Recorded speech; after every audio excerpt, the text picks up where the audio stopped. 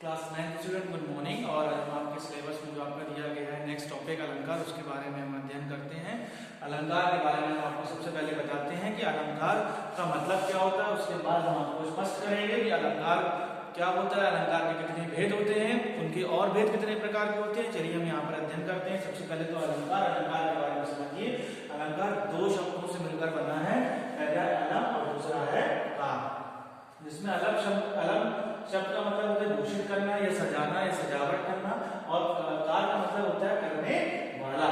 तो इस तरीके से आभूषित, इसका जो पूरा अर्थ है वो आभूषित करने वाला, और इसका जो अर्थ होता है दूसरा शाब्दिक अर्थ होता है, उसका मतलब होता है गहना। जिस प्रकार आपने देखा होगा स्त्रियां गहने का प्रयोग करती हैं, श्रृंगार करती हैं अपने आप को सजाने के लिए, उसी प्रकार जो कवि होता है अपनी कविताओं को, इस पद को, अपने काव्य को, अपने कविताओं को और अच्छा बनाने के लिए और रोचक बनाने के लिए, सुंदर बनाने के लिए वह कुछ शब्दों का प्रयोग करता है, वर्णों का प्रयोग करता है। वहां पर क्या होता है अलंकारों का, उसमें जो प्रयोग किया जाता है उसको अलंकार कहते हैं। अलंकारों का प्रयोग करके ही कविता को क्या करता है, रोचक बनाया जाता है, सुंदर बनाया जाता है। तो चलिए हम समझते हैं यहाँ पर काव्य, उसकी परिभाषा, काव्य की शोभा बढ़ाने वाले गुण धर्मों को अलंकार कहते हैं। काव्य की शोभा बढ़ाने वाले, पढ़ने में रुचि आए ताकि पढ़ने में हमें और अच्छा लगे, आनंद की प्राप्ति हो, तो वहां पर क्या होता है, कवि क्या करता है, शोभा बढ़ाने के लिए उनके गुण धर्मों को अलंकार कहते हैं। जब कवि अपनी कविताओं में अलंकारों का प्रयोग करता है तो कविताएं क्या होती है, बहुत ही अच्छी बनती है, जिनका अध्ययन पाठक द्वारा किया जाता है पाठकों द्वारा।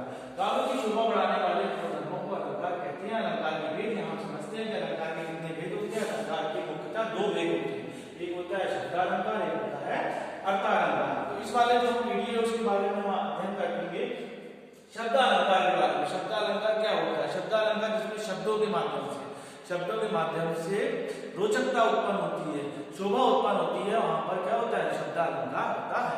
दूसरा आपका अर्थालंकार नाम से स्पष्ट है, जहां पर अर्थ के माध्यम से शोभा बढ़ती है, कविता की शोभा बढ़ती है, तो वहां पर अर्थालंकार होता है। चलिए इसके हम पहला जो इसका पाठ होता है शब्दालंकार, जो भेद है उसमें जो पहला पाठ है क्या, शब्दालंकार। शब्दालंकार को हम के बारे में समझते हैं। शब्दालंकार के बारे में हम आपको बता चुके, जिनमें शब्दों के माध्यम से कविता का सौंदर्य बढ़ता है, वहां पर क्या होता है, शब्दालंकार होता है। शब्दालंकार को आपका तीन भागों में बांटा गया है, पहला अनुप्रास अलंकार, दूसरा यमक अलंकार, तीसरा श्लेष अलंकार।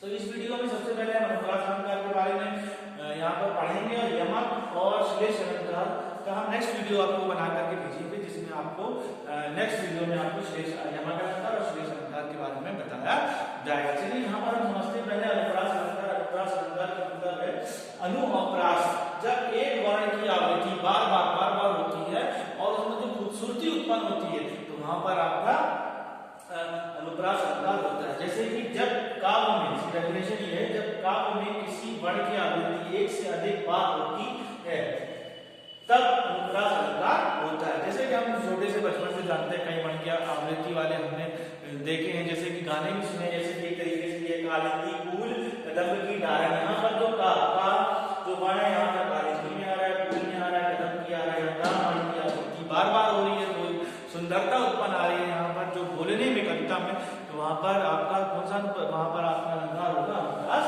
अलंकार। दूसरा है आपका रघुपति राघव राजा राम पतित पावन सीताराम। तो इस तरीके की जो आपका जो आपका यह है रघुपति राघव राजा राम, यहाँ पर जो है रघुपति का राघव राजा राम, इससे जो राम की आवृत्ति बार हो रही है। अब यहाँ पर देखिए पतित पावन सीताराम, यहाँ पर पावन की आवृत्ति बार हो रही है, तो बार होने से जो रोचकता उत्पन्न हो रही है, कविता में एक सुंदरता, खूबसूरती, सौंदर्यता उत्पन्न हो रही है, वहां पर आपका अनुप्रास अलंकार होता है। तो इस तरीके से हमें आपसे अपेक्षा है कि आपको यह अनुप्रास अलंकार समझ में आया होगा।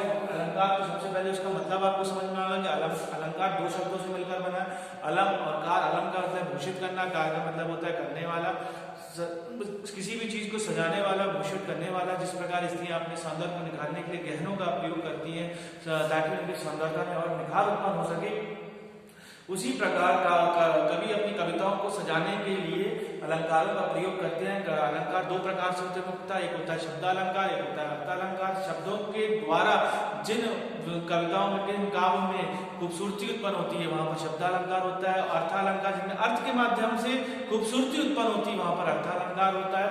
और शब्दालंकार को भी आपका 3 भागों में बांटा गया, अनुप्रास अलंकार, दूसरा आपका बता चुकी यमक अलंकार, तीसरा आपका श्लेष अलंकार। अनुप्रास अलंकार वे अलंकार होता है जिसमें अनु और प्रास दो शब्दों से मिलकर बना, जहाँ एक वर्ण की आवृत्ति बार बार होती है और उसके द्वारा जो खूबसूरती उत्पन्न होती है वहां पर होता है आपका अनुप्रास अलंकार। उदाहरण हम आपको बता चुके हैं, गलंदी कूल गदम कीटारन और रघुपति राघव राजा राम पतित पावन सीताराम। इस तरीके से हमने आपको थोड़ा स्पष्ट कर दिया और अच्छे तरीके से, ताकि आपको और अच्छे तरीके से इसका समझ में आ सके। हमारी नेक्स्ट वीडियो में हम आपको बताएंगे कि जो आपका सेकंड है यमक अलंकार और श्लेष अलंकार के बारे में। उसके बाद हम आपकी दूसरी वीडियोस आपको देंगे, उसमें आपका अलंकार के बारे में हम आपको बताएंगे। Thank you.